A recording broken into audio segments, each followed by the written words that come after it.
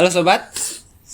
Hari ini saya dengan teman saya, Halo sobat Kumurah. saya Gova, akan berbincang-bincang soal pengolahan sampah dengan narasumber kita yang menginspirasi, yaitu Kak Gungde. Ya. Penahan dulu teman-teman. Nah, di sini sudah ada Kak Gungde. Jadi kita perkenalan terlebih dahulu deh. Latar belakang Kak Gungde sendiri bisa diceritakan tidak? Baik, terima kasih Pak Yan atas pertanyaannya. Jadi saya sebenarnya masih mahasiswa di salah satu universitas di Bali. Tentunya nama universitas saya Universitas Primakara. Primakara ya. Jadi saya masih mahasiswa semester 4 kebetulan. Kenapa saya juga memiliki usaha recycle seperti ini sambil kuliah? Tentunya saya mengambil kelas malam di Universitas Primakara yang dimana kelas malam tersebut bisa menfleksibelkan waktu saya dalam berusaha membangun UMKM juga dan kuliah begitu. Oke, dari cerita Gongdengnya tadi, Gongde punya usaha recycle sampah. Jadi pertanyaan saya adalah mengapa dan apa alasan Gongde membuat usaha seperti ini?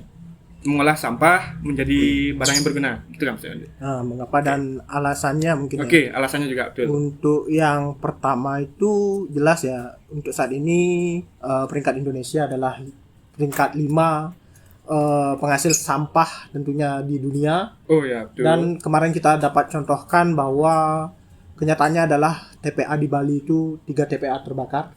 3 TPA Ya, terbakar. jadi TPA yang di Suwung, TPA Gianyar tentunya, dan TPA Tabanan. Oh ya, Nah, betul. Nah itu kemarin benar-benar sangat mengkhawatirkan, apalagi dari segi asap dari Iya. sampah. Karena menimbulkan polusi Ya kan? benar. Jadi itu benar-benar sangat membuat polusi udara, tentunya polusi udara, pernapasan juga menjadi nggak baik. Betul. Sampai ada beberapa perusahaan juga meliburkan karyawannya untuk bekerja di rumah aja karena masalah tersebut. Jadi selain itu juga saya udah dari dulu suka dengan lingkungan juga. Oke, jadi pencinta lingkungan ya, Ya, jadinya. pencinta Oke. lingkungan. Jadi saya sering memperhatikan sampah di mana-mana di jalan-jalan yang saya sering lewati. Contohnya di sekitaran rumah saya saat ini banyak sekali sampah-sampah yang bertaburan di jalan, mungkin karena sekarang udah ada aturan untuk memilah sampah. Memilah sampah. Jadi TPA itu tidak mau mengambil sampah secara tercampur atau tidak beraturan. Oke. Jadi masyarakat itu diwajibkan untuk memilah sampah. Jadi memilah sampah, mengelompokkannya sesuai jenis. Mungkin masyarakat masih males. Jadi sampah mereka yang masih tercampur nggak mau diambil. Mereka juga nggak mau memilah. Jadi ya udah menumpuk begitu aja di pinggir-pinggir jalan. Oh, Nah gitu. itu benar-benar sangat mengkhawatirkan. Gimana caranya saya mengubah mindset masyarakat untuk mengubah dari segi mereka harus memilah. Untuk itu yang utama. Mereka harus memperhatikan lingkungan bukan saat ini aja. 5 tahun ke depan, 10 tahun ke depan. Jika terus seperti ini, kemungkinan di Indonesia ini bakalan di mana-mana ada sampah, di mana-mana ada gunung sampah. Betul, tumpukan sampah Ya, kan maksudnya. Oke. Betul. Mungkin bisa ambil contoh deh di TPA di Suwung itu 10 tahun lagi mungkin udah sama tingginya kayak Gunung Agung. Betul. Karena kan setiap harinya Ya, akan ada betul. sampah yang tertumpuk di sana Ya. kan maksudnya. Oke. Jadi sesuai datanya adalah sampah di Bali itu, bukan di Bali ya, di satu TPA deh. Di satu TPA setiap bulannya menambah 5 ton.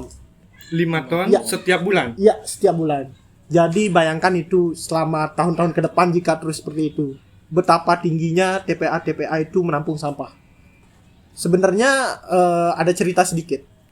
Di TPA Suwung itu sebenarnya udah mau ditutup dari 2019. Penyebabnya karena Penyebabnya karena udah nggak kuat menampung lagi sampah-sampah tersebut. Ya Udah karena kapasitas dari ya, TPA-nya emang sudah penuh ya, kan gitu maksudnya. udah Oke. tinggi banget sampah plastiknya. Nah itu sebenarnya udah mau tutup dari 2019, tapi dari warga sekitaran sana menolak. Oke. Kenapa menolak? Karena mereka protes, kemana saya mau buang sampah? Oke. Di rumah saya menumpuk sampah. Di mana Oke. saya mau buang kalau ini ditutup? Sedangkan TPS di lain tempat pun itu pun full. Udah mereka ke TPS nggak bisa, mereka ke TPA tutup. Nah, inilah bagaimana saat ini kita harus lebih memperhatikan lingkungan. Oke, betul. Jadi dari segi mindset masyarakat juga harus diperhatikan, bukan hanya di lingkungan, karena benar-benar semengkhawatirkan itu, Ya, betul. benar-benar sudah sangat, kalau dibilang di Bali crowded gitu. Kalau Betul. dibilang di Bali. Nah, inilah yang mengapa alasannya saya membangun bisnis ini juga, bukan hanya sekedar saya mencari mata penghasilan, bukan sekedar saya hanya berbisnis, tapi saya juga menargetkan mindset masyarakat yang harus dirubah. Oke, dari aspek si sampahnya itu Ya, maksudnya. benar. Oke. Nah, jadi teman-teman, bisnis dari Gongdae ini memang berawal dari kegelisahan masyarakat terhadap sampah, kan gitu Gongdae. Jadi kita sama-sama tahu teman-teman bahwa sampah adalah sebuah masalah concern bukan hanya di Bali, bahkan di dunia, teman-teman. Jadi dari sana ada terbesit kepikiran Gongdae Ya. untuk mengolah masalah yang terjadi di dunia, bahkan agar menjadi barang yang berguna gitu, teman-teman. Nah, sekarang saya mau tahu Gongdae, dari bisnis ini kira-kira kalau Gongdae ingat dari umur berapa Gongdae kepikiran untuk menjalani bisnis ini gitu? Jadi kalau kepikiran ya, dibilang kalau kepikiran sih dari SMP memikirkan bisnis, tapi saya belum raba-raba ya bakal bisnis apa itu. Dari saya, SMP? Ya, Umur berapa itu Gongdae kira-kira? SMP saya jadinya umur berapa ya? Sekarang umurnya berapa? Umur saya 19 sekarang. 19. 16, 17 17-an lah ya. SMP 16 17. Mungkin 15 tahun ya. Sekitar Ya, segitu 15 Gongdae. tahun lah. Mungkin kita lagi main layangan. Iya. Main layangan. Lihat teman-teman, orang umur 15 Ya. tahun bisa kepikiran mengolah sampah Ya. menjadi barang yang berguna, teman-teman. Ya, jadi dari umur 15 sih kepikiran buat mau bisnis apa sih? Mau apa sih yang menyelesaikan solusi di masyarakat. Nah, kalau mungkin dari teman-teman nggak percaya bisa tanya ke Pak Yan. Mungkin Pak Yan juga teman saya dari SMP. Mungkin saya bisa nanya sendiri. Sebenarnya saya dari SMP udah mikir, tapi baru jalannya mungkin setelah saya SMK. SMK itu saya berbarengan, mungkin waktu itu masih kecil lah. Pulang sekolah saya coba bikin kayak gini, coba praktek riset lah awalnya, riset dulu bagaimana caranya, bagaimana cara membuat sampah ini berkurang. Itulah yang awalnya, bukan kayak recycle gimana repot-repot menata bisnis, karena saya masih anak-anak juga ya, mungkin nggak sejauh itu otak saya. Mungkin saya memikirkan yang simpel, gimana sih caranya menyelesaikan masalah sampah. Ya udah gitu aja. Jadi dari riset tersebut dapatlah ide bahwa ada di salah satu website namanya mungkin Refuse Plastic, itu mungkin namanya. Oke. Waktu Refuse itu, Plastic. ya, Oke. itu mungkin namanya. Nah, itu saya menemukan bahwa cara daur ulang plastik itu ada, itu menjadi furniture. Oke. Nah, itu menjadi furniture. Habis itu saya mencoba sharing cari tahu lah, cari tahu bagaimana sih caranya.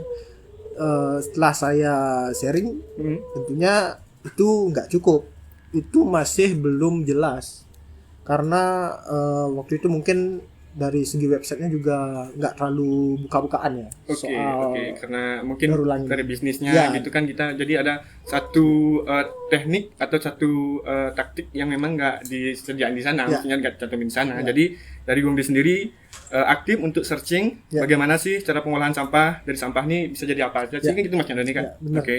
Jadi setelah saya di website saya baca-baca tidak lengkap, saya carilah tuh ke YouTube.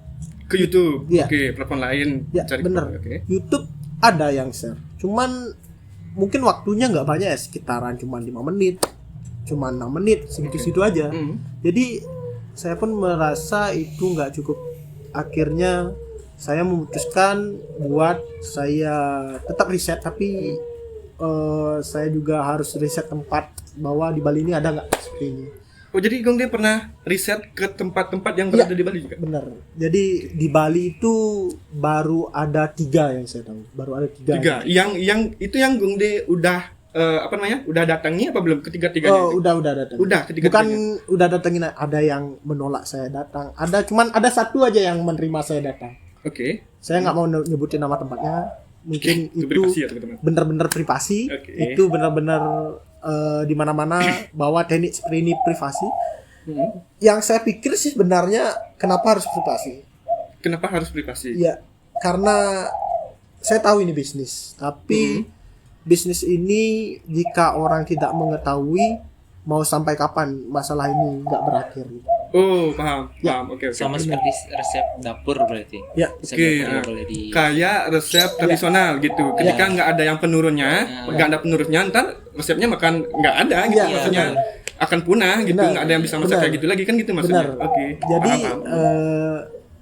saya mikir gitu, kenapa privasi? Hmm. Kenapa mereka nggak sharing aja? Agar setiap, kalau disebutnya di Bali itu Banjar, kalau mungkin di luar Bali itu RT RW disebutnya. Ya. Kenapa nggak di setiap RT RW itu ada yang mengolah sampah seperti ini? Bayangkan di setiap RT RW bisa mengolah sampah seperti ini. Oh, lumayan. Sebulan itu berapa bisa berkurang kan? Pengurangan sampahnya Bisa iya. berapa berkurang? Iya sih. Itu mungkin tidak mungkin yang saya sebutkan tadi yang 5 ton setiap bulan. Nggak mungkin. Betul. Mungkin Otomatis ya kuantitinya berkurang Ya, karena benar. ada pengolahan per kalau di Bali kan namanya Banjar teman-teman ya. Mungkin karena kalau di luar Bali RT RW gitu nggak maksudnya benar. pembagian gitu. Oke. jadi saya datang waktu itu, saya diterima oleh salah satu kompetitor lah, untuk sekarang kompetitor yang melaksanakan bisnis ini juga. Oke, paham. Kompetitor. Oke. Jadi saya tuh bukan sekedar dikasih masuk, oke masuk gitu. Jadi di sana tidak lengkap juga saya dapatkan ini. Itu Tidak lengkap. ilmunya. Oh, ilmunya. Ya Oke. benar. Ilmunya tidak lengkap. Jadi ada beberapa privasi yang dijaga. Oke. Dan betul. ada aturan-aturan yang dimana bahwa setiap orang itu ada batas waktu dan kita harus ada biaya. Bentar. Maksudnya ada batas waktu sama biaya? Ya. Maksudnya gimana? Jadi gimana ya saya bilang, saya juga nggak enak sebenarnya, tapi untuk halusnya aja. Jadi setiap orang tuh per beberapa jam ada biayanya. Berarti masuk 1 jam di dalam bayar. Ya benar. Seperti pelatihan yang berbayar terus berbayar. Ya. Itu namanya course nggak sih? Kayak ada pelatihan course gitu. Ya. Semacam itu berarti ya. Saya tahu sebenarnya ini bisnis, saya tahu. Oke. Makanya mereka berusaha mencari dana dari segi apapun. Iya. Oke. Tapi kenapa gitu sih pertanyaannya lagi, kenapa? Dan saya mikir pun mulai dari saya lulus SMK, mulai kuliah, saya udah mulai mikirin konsep bisnis juga. Oke. Saya sudah mulai nabung untuk beli mesin juga, untuk Oke. modal juga dan lain-lain. Dan Astungkare udah dari tahun lalu tentunya itu udah terbangun. Oke. Udah semua udah lengkap, punya sendiri. Oh ya, sebelumnya saya belum ngasih tahu juga bahwa sebenarnya saya udah pernah ngolah, tapi ikut sama perusahaan lain. Sebentar, maksudnya udah pernah ngolah, Ya. udah pernah mempraktekkan, Ya, udah pernah. tapi dengan perusahaan yang lain bukan Ya. perusahaan yang belum dibangun kan? Ya, bukan punya sendiri ya. Jangan Oh, menawarkan oke. perusahaan Ya. lain berarti. Oke. Dan itu saya masih ikut aturan perusahaan, jadi nggak boleh sama kayak yang lainnya, nggak boleh ada yang lihat privasi dan lain-lain. Oke, ya kerahasiaan perusahaan kan. Jadi setelah saya keluar, saya mulai bisa mempraktekkan semuanya. Saya keluar, saya bangun sendirilah, semua udah beli kan, udah proper lah dibilang, udah proper, udah semuanya ada strategi dan lain-lain. Dan saya mulai mikirin bahwa saya harus berbeda dari orang lain. Betul. Ya. Jadi untuk yang pertama, perbedaan dari UMKM atau bisnis saya ini. Itu yang pertama, saya mau terbuka aja untuk masyarakat. Nah, Menemukan Oke. rasa Terbuka. sadar. ya. Sadar. Karena jadi tadi dari kegelisahan kenapa sih kita berbagi ilmu, kenapa harus bayar kan gitu. Ya, Jadi benar. dari Gongdae sendiri maunya kalau misalkan ada orang dari luar nih, beli, tolong dong kasih paham aku, kasih tahu aku gimana sih caranya buat gini. Dari Gongdae sendiri itu terbuka untuk ngasih tahu gitu kan. Iya, ngasih tahu seperti itu, kayak beredukasi lah untuk Ya, sosial. ya, untuk sosialisasi kan Ya, maksudnya. benar. Orang dampaknya juga bagus kan bagi mereka kan, Iya. bukan mereka saja, maksudnya dari segi lingkungan juga kan bagus kan Ya, gitu. benar. Jadi dari usaha saya ini terbangunlah konsep bahwa sampah dari masyarakat untuk masyarakat. Iya, iya. Jadi, maksudnya konsep itu adalah di mana saya mengambil sampah dari masyarakat. Sekarang saya kebetulan sudah mengontrol 2 Banjar. Mengontrol banyak. Jadi kayak saya punya bank sampah gitu, kayak masyarakat nyetor sampah ke saya. Oke. Nah itu siap, udah siap. 2 Banjar kalau orang luar lah RW, 2 RW, RT, RW lah. Nah itu udah 2 yang saya kontrol sampahnya. Berarti sebagai penyuplai dari bisnisnya Gongdae kan berarti? Benar. Oke. Itu udah 2 Banjar juga, udah dari pertama benar-benar sangat-sangat sulit. Sangat-sangat sulit tuh dari segi saya kan udah bilang bahwa saya akan beli sampah mereka, tapi mereka harus mengelompokkan. Jadi saya nggak beli semua sampah, saya hanya beli jenis tertentu. Oke, memilah memilah. untuk jenis barang apa, jenis sampah apa gitu Ya, maksudnya. kayak Oke. tas kresek, kayak botol, kayak tutup botol, itu saja, yang lainnya nggak. Jadi nggak semua sampah. Oke. Jadi untuk pertama saya melakukan ini, respon sedikit dari segi penyetoran sampahnya pun sampahnya masih bercampur ternyata. Oke. Nah, Oke. sampah masih bercampur. Waktu itu sangat membuat saya kecewa dengan masyarakat. Kecewa, benar-benar kecewa. Tapi saya yakin bahwa saya bisa mengubah mindset masyarakat. Oke, betul. Saya bisa mengubah mindset. Saya coba terus untuk mengadakan edukasi. Semakin lama berjalannya usaha ini, udah ada hasil dari segi mindset masyarakat di sekitaran lingkungan saya. Ada perubahan lah Ya. dari segi mindset masyarakat terhadap Ya, sampah itu kan. jadi dari mereka mau mengelompokkan sekarang, Oke. dari sampah yang awalnya saya ambil masih bercampur, saya tetap ambil, ya udah, karena mau mengambil respect lah dari masyarakat Oke. yang mau menyetorkan sampah ke saya. Mm. Jadinya waktu itu udah ada hasil dan saya pun udah mulai oke lah, saya jalanin bisnis ini. Oke. Saya mulai tenang juga. Dan inilah hasil dari bisnis saya, yang dimana saya terus akan mengedukasi masyarakat juga. Oke. Saya akan terbuka dengan masyarakat. Oke. Saya akan mengusahakan bisnis saya ini bukan sekedar hanya bisnis. Saya akan mengusahakan bagaimana saya berbakti dengan bumi saya sendiri. Oke, dengan lingkungan Ya, kan. dengan kalau dibilang lah Ibu Pertiwi. Ya, betul. Dengan tanah air saya sendiri. Ya, betul. Nah, Ya. udah kan? Udah selesai. Nah, dari tadi itu kan udah bahas soal hal yang menginspirasi dan mulainya dari umur apa. Wah, sudah bagus. Untuk mungkin dari saya dan Ngurah sendiri udah terinspirasi sih. Perjalanan bisnisnya panjang juga. Iya, panjang banget. Oke, panjang oke. sih, Panjang. panjang. Mungkin dari umur 15 loh. Ya, Kita belum kepikiran mungkin 15 umur apa gitu loh. Betul sih. Oke. Oke, dari tadi kan sudah bahas hal yang menginspirasi. Habis itu dari umur berapa mulai usahanya, usaha Gongdae udah dijelaskan secara detail banget. Nah, tanpa gini saya masih ingin tahu nih, apa sih nama dari usahanya tersebut? Oke, kan dari tadi nggak ada nyebut nama dari usahanya Gongdae kan. Iya. Jadi semuanya yang kalian belum tahu apa nama usahaku itu adalah usahaku tuh Pesona Plastik. Pesona Plastik. Ya. Oke, jadi teman-teman, nama dari usahanya Gongdae yaitu Pesona Plastik. Ya, jadi ada juga artinya Pesona Plastik itu. Kenapa pesona harus pesona plastik? Jadi ada artinya juga ya. dari nama tersebut apa, Gong? Jadi artinya itu udah jelas ya dari yang pertama. Saya ingin melakukan bagaimana plastik walaupun yang tidak berguna sekalipun itu sebenarnya masih punya nilai value. Oke. Masih punya nilai jual. Oke. Bagaimana plastik itu masih punya daya tarik, masih Oke, punya oke. pesona. Nah, gitu. Oke, Ya, siap, itulah siap. terbangun pesona plastik gitu. Oke, dari plastiknya sendiri ternyata dari plastik atau Ya. di sampah tersebut ada pesonanya gitu Ya. maknanya. Jadi Oke. untuk logonya juga Oke. dari pesona plastik Mm-mm. itu ada artinya juga. Kalau kalian nanti lihat IG-nya, mungkin IG-nya namanya pesona plastik. Oke, cek Pakai- IG-nya teman-teman Ya, benar, cek IG-nya. IG-nya apa namanya, Gung? Pesona plastik. Pesona plastik juga. Pesona plastik underscore. Pesona plastik underscore Ah, teman-teman. plastiknya Tolong tuh editor. pakai C ya. Editor. Oke. Nyambung semua.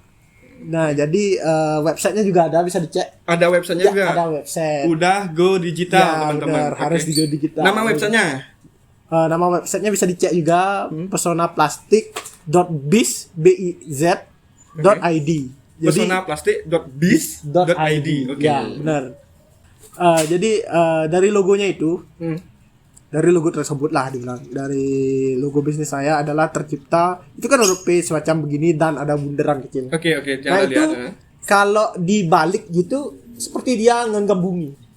Nah kalau tidurin lah. Ya, itu seperti tangan dan ngenggam bumi. Oke. Dan kenapa konsepnya itu warna hijau, itu adalah melambangkan alam kita yang bersih, yang hijau tanpa adanya sampah. Ya. Oke. Nah itulah makna logo saya juga. Oke. Nah itu dari logonya bisa dicek juga langsung ke Instagram atau websitenya, bisa di follow atau di like postingannya, komen juga bisa. Nah begitu. Nah, ini kan udah di nama perusahaannya kan udah dijelasin juga. Nah, untuk saat ini kan usahanya udah dibilang berjalan ya? Ya. Berjalan. Kalau boleh tahu berjalannya udah berapa lama sih berjalan usahanya ini? Yang seperti saya bilang tadi juga, sebenarnya usaha saya itu pertamanya berjalan dengan perusahaan. Oke. Nah perusahaan itu setelah saya selesai kontrak dengan perusahaan di 2022. Oke. Nah itu saya mulai prepare dan berjalan sendiri. Mungkin di akhir tahun 2022, anggaplah kayak setahun lebih lah udah saya jalanin ini Oke. sendiri, setahun. dengan Sekarang bentuk mas- sendiri. Nah itu udah saya berjalan sampai sekarang sih.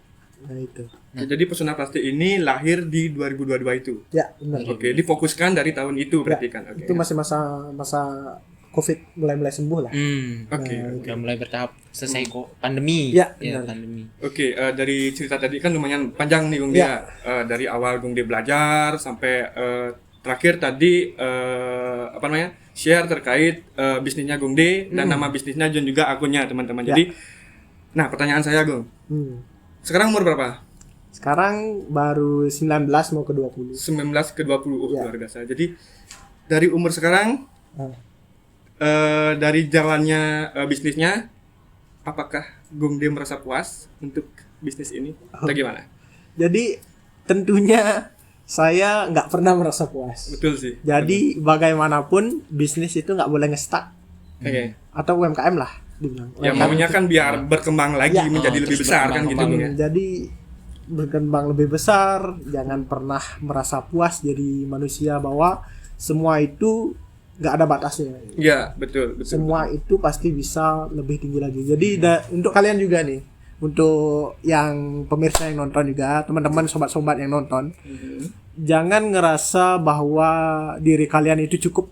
Oke. Jangan ngerasa diri kalian Jangan itu, cepat puas Ya. maksudnya, oke. jangan ngerasa gimana ya bilang, bahwa kalian baru jadi pembisnis, punya usaha, kalian diam di tongkrongan teman-teman, kalian merasa paling pintar. Enggak. Tuh, oke.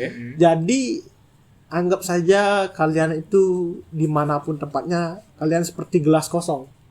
Gimana itu? Ya. Jadi kalau gelas itu berisi, gelas itu berisi, kalian dengar masukan dari teman kalian, kalian dengar ide-ide dari teman kalian, antusias, gelas yang udah isi itu jika diisi lagi bakalan tumpah dan tidak menyerap Oke. apapun. Oke. Usahakan semua itu kosong. Dan Oke. kalian pindah tempat di tongkrongan ini, ya udah kosongin gelas kalian. Dengerin apa masukan dari teman kalian. Dengerin apa ide dari teman kalian. Masukinlah ilmu itu ke dalam gelas tersebut. Oke. Dan kalian bisa menyimpan, bisa mengingat gelas itu. Gitu. Oke. Ya biarpun maksudnya dari Gung Dia sendiri, biarpun kita ini udah tahu semua gitu, Ya. maksudnya kita udah ada ilmu, tapi ketika kita masuk ke circle baru, Ya. kita berusaha menjadi kosong dulu kan Ya, gitu maksudnya. benar. Oke. Sekiranya ada diskusi atau ada obrolan, yang memang bermanfaat, Ya. kita bisa nampungnya lagi kan gitu Ya, maksudnya. benar, bisa Oke, nyerap filosofi lagi. gelas ya teman-teman ya. Nah. Dimasukkan juga nih Dimasukkan ada inspirasi bagus nih Inspirasi dari anak muda ya. Ya, gitu benar. gitu. Nah, itu kan udah dari bertahap dah kita tanya kan. Nah, nih di depan kan udah ada berbagai produk dari perusahaannya sendiri kan. Ya. Bung Dea. Ya, ini ada meja. Ini apa ini, Gung? Itu coaster tatakan gelas. Tatakan gelas. Ya. Ini bentuknya sama juga tapi bentuk yang lain Ya, gitu. benernya ada beberapa bentuk, cuman ini yang simpelnya aja lah, yang Oke. kecil-kecil lah. Dan ini juga ada kotak tisu. Ya, benar. Oke, jadi teman-teman yang penasaran dengan apa sih yang udah diproduksi atau apakah sih produk dari Pesona Plastik? Ya. Ini salah satunya teman-teman. Ada meja, ada tempat tisu teman-teman, dan mungkin nggak in frame teman-temannya. Saya deskripsikan aja. Itu ada stand lampu ya, Ya, namanya gini. benar. Stand lampu bentuknya bagus banget teman-teman. Jadi untuk produk dari Pesona Plastik sendiri di mana ditaruh? Atau ada di display di sosmed ada? Di sosmed ada. Di mana? Maksudnya mungkin pasarannya ya. Iya, Pasarannya pasaran. di mana aja. Heeh. Jadi pasaran produk saya itu sekarang udah paling jauh lah ya dibilang. Sampai Solo lah. Sampai Oh. Solo. Ya, Udah Solo. di luar Bali. Ya, udah Luar di Bali luar dong? Ya, udah sampai Oke. Solo. Jadi produk saya sudah sampai Solo. Di Bali juga udah beberapa hotel yang pakai produk saya, beberapa Oke. restoran. Heeh, heeh. Saya juga nggak berani nyebutin merah ya. oke. Jadi beberapa restoran, beberapa toko juga, dan beberapa dari apa dibilang ya, beberapa dari figur-figur masyarakat juga yang memperhatikan lingkungan juga. Oke. Jadi mereka juga mau punya barang recycle. Sebagai Oke. penanda mereka itu Bahwa pecinta lingkungan ya, juga peduli akan ya, lingkungan benar, kan benar, gitu maksudnya. benar, Oke. ya, gitu. Teman-teman siapa sangka dari Ya. sebuah sampah, dari tumpukan sampah Ya. menjadi barang bagus seperti ini Ya. teman-teman. Benar, Gitu teman-teman. benar. Nah, nih saya nih dari tadi bertanya nih apa sih pakai buat ini? Jadi untuk memakai seperti ini benda padat. Jadi ini padat ya. Ini tuh adalah dari kantong belanja atau tas kresek kalau disebutnya. Tas kresek. Jadi Oh, kantong kresek itu ya? Ya. Dari tas kresek loh. Nah, ini paling banyak dicari oleh pasaran saya. Oke, oke. Kenapa? Karena salah satunya adalah menarik. Oke. Kedua, saya menjual storytelling bahwa tas kresek itu bayangin di harga pasaran pemulung atau pengepul. Tas kresek itu 1 kilonya dihargain 100 perak. 1 kilo, Ya. 100 perak. Nah, 1 Oke. kilo kan banyak tuh tas kresek. Sedangkan mereka jual 7 karung yang beratnya 7 kilo pun itu mereka nggak dapat sampai 1.000, cuman 700 perak. Oke. Nah, itulah mengapa tas kresek yang kalian lihat itu di pantai ada, di sungai ada. Itu karena emang nggak mau ada yang ngambil, nggak mau ada yang proses. Buat apa namanya, terbaur oleh tanah pun itu mungkin 500 tahun. 500 tahun Ya, bahkan. 500 Oke. tahun, 100 tahun. Berarti terurainya susah ya? Ya, susah sekali terurai beneran. Jadi Oke. sedangkan di pengepul harganya segitu, saya berani ngambil sampah tas kresek ini 1 kilonya 1.500. 1.500 kilo. 1.500. Wah. Bayangkan dari harga 1 kilonya itu 100 perak, jadi oke. harga Jadi 1.500. Nah, itulah bagaimana cara juga saya memutar ekonomi masyarakat. Betul, betul, Ya, betul. bagaimana Mengikut sertakan masyarakat dalam berbisnis atau dengan mengolah sampah kan ya gitu maksudnya. benar. Oke, oke, Jadi oke. itulah membuat masyarakat ini senang juga dan memulai memilah bahwa yang harga yang saya tawarkan cenderung tinggi Oke, oke. karena saya juga dapat hasil kan dari ini. Dan saya berusaha mengedukasi masyarakat bahwa yang tadi saya bilang bahwa saya bukan hanya sekedar mengambil sampah kalian aja, tapi kalian juga harus mengapresiasi saya dengan membeli produk saya dari hasil sampah olahan kalian, Iya. dari hasil sampah yang mereka hasilkan. Ya, Nah, betul, itu. betul. Nah, itulah konsep dari bisnis ini juga. Oke, Kang, untuk produknya ini kan bagus-bagus ya, unik-unik ya, menurut saya. Di sosmed apa Gongde menaruh fotonya atau gimana? Biar mungkin ada teman-teman yang nanya mana lagi sih selain ini produknya. Jadi, Sosmed ada nggak? di sosmed itu udah ada beberapa foto produk, ada beberapa dokumentasi dari kita juga udah pernah ngendal project, udah pernah sosialisasi ke sekolah, ngedukasi masyarakat dan lain-lain. Mungkin kalian kalau mau ceritanya mau buat sesuatu lah dari ini, jadi kita tuh sistemnya PO, jadi pre-order. Jadi buat ini juga nggak gampang, perlu waktu. Karena juga memerlukan waktu kan untuk mengolah ini. Dan disclaimer aja nih ya, produk ini nggak bisa dicat, nggak bisa dicat. Oke. Jadi Berarti warnanya natural dari hasil sampahnya, ya, gitu, benar. dari awal sampahnya gitu kan. Jadi kita selain memilah jenis, kita juga memilah warna. Iya betul, oke. Dari jenisnya udah terkumpul, warnanya juga terkumpul begitu. Makanya kita lama memikirkan membuat ini. Belum juga waktu desainnya kan, mau Benar. dapat yang lihat juga di sini memang bagus-bagus ya teman-teman ya. Kalau teman-teman penasaran, teman-teman cek aja IG-nya langsung. Ya. Kalian bisa lihat sebagian dari hasil produksinya kan. Ya, benar. Oke. Kalau bentuknya bisa di request nggak, Gung? Maksudnya ketika aku nih mau mesen nih, Gung De buatin dong aku misalkan rak sepatu tapi bentuknya seperti ini, apakah bisa? Kalau dari bentuk boleh aja. Sebenarnya bebas aja keinginan customer yang mau ingin beli. Dari bentuk, dari ukuran, dari warna yang dipinginin itu bebas dari customer. Berarti bisa desainnya dari kita juga bisa kan? Bisa. Jadi kalian mau kayak gimana atau kalian cuman punya ide-ide aja mau kayak gini, kita bisa juga ngedesainin. Harus kayak gini. Teman-teman dibantu loh. Kalian tinggal beli, bawa uang. Kalau nggak bisa ngedesain, bisa didesainin, dibantu sama Gung De gitu, teman-teman. Benar. Jadi nanti ada tim kita juga yang ngedesain, ada tim produksi dan lain-lain untuk berkontribusi juga untuk kalian yang mau ingin ikut menjaga lingkungan tentunya.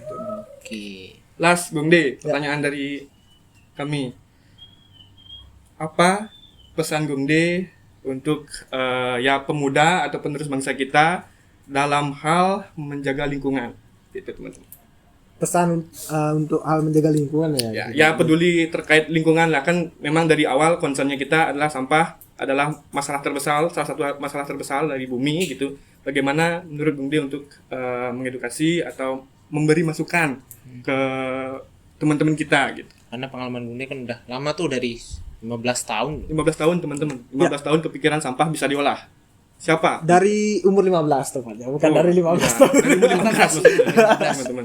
Jadi pesannya yang paling gampang itu adalah satu kalimat aja, yaitu mulai. Udah gitu aja. Mulai. Ya. Maksudnya mulai untuk peduli dulu kan terhadap lingkungan. Mulai memperhatikan. Oke. Jangankan kita mulai, kita melihat sampah di jalan aja enggak. Mungkin kita cuek aja, ya udah sampah ya udah gitu. Mulailah jaga lingkungan. Jadi nggak sesusah itu kok buat mengelompokkan sampah. Nggak sesusah itu kak membedakan sampah, mulai dari organik dan anorganik dulu dah. Itu nggak sesusah itu. Jadi mulai. Jadi bayangkan kalian teknologi semakin bagus, percuma juga kalau sampahnya semakin banyak. Jadi nanti bayangin bahwa misalnya nih ya, Pulau Bali ini pulau kecil ya, pulau kecil itu di mana-mana udah full dengan sampah. Misalnya sampai depan rumah kita nih udah ada sampah, udah ada sampah di depan rumah kita. Gimana tiap hari kita bangun pagi, bukannya udara yang segar kita dapat, malahan udara yang bau. Melihat sampah di mana-mana teman-teman. Makanya awali dengan peduli lingkungan. Teman-teman. Kuncinya cuman 5 huruf, 1 kalimat. Mulai, udah itu aja. Mulai peduli, teman-teman. Itu aja. Yang penting, intinya itu aja. Udah. Next. Thank you Gung De untuk waktunya yang kita wawancarai, bincang-bincang di sini. Jadi banyak insight atau masukan untuk kaula muda, untuk teman-teman kita. Jadi peduli lingkungan teman-teman, jaga kebersihan. Jadi kita peduli terkait sampah, karena kalau nggak kita, mau siapa lagi teman-teman? Benar. Seperti itu. Jadi kalau misalkan juga mau tanya-tanya terkait bagaimana cara pengolahan sampah dan bagaimana cara menangani memilah sampah, bisa langsung tanyakan sekalian dong sosial medianya Gung De. Sosial media pribadi. Ya, boleh. Di follow aja namanya _Gongari_05. Di follow teman-teman. Di follow aja buat kepo-kepo. Siapa tahu ada yang minat. Waduh. Oke. Oke, teman-teman. teman-teman, segitu saja dari kami. Sampai jumpa teman-teman. Oke. Ke situ dulu kan? Udah, mulai aja langsung mulai. Langsung. Saat ini saya dan rekan saya yang Ulang. Kok ulang lagi? Ketawa deh, Cuk. Plastik. Jadi lupa ngomong apa? Ulang. Langsung gesek. Oh, gitu. Nah.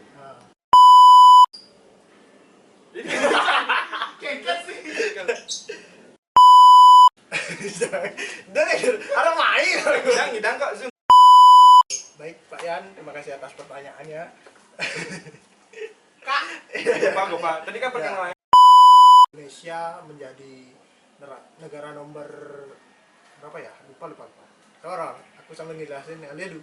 Negara nomor berapa ya? Nanti saya bertanya. Oh, bukan gitu dong. 2, 3. Jadi